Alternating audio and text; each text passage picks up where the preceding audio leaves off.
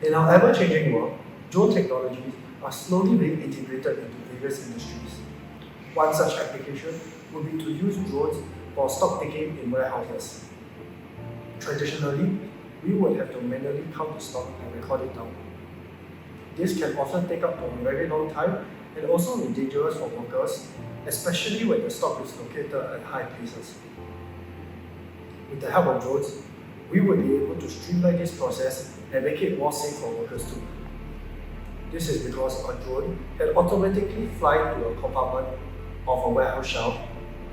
Once there, the drone will be able to scan the QR code located on the stock.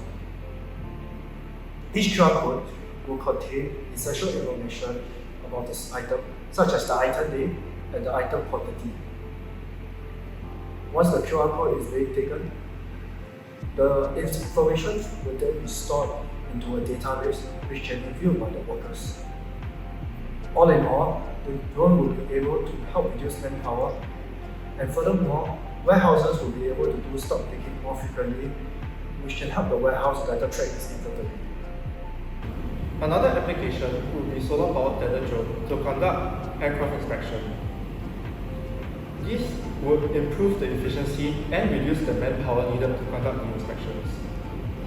As a result of Singapore's flying law, drones are not allowed to fly within a 5-kilometer radius of airports. However, thanks to the tethered feature of the drone, this can be accomplished. The tethered drone's batteries are charged by solar panels, hence eliminating the need for conventional power sources and reducing the carbon footprint.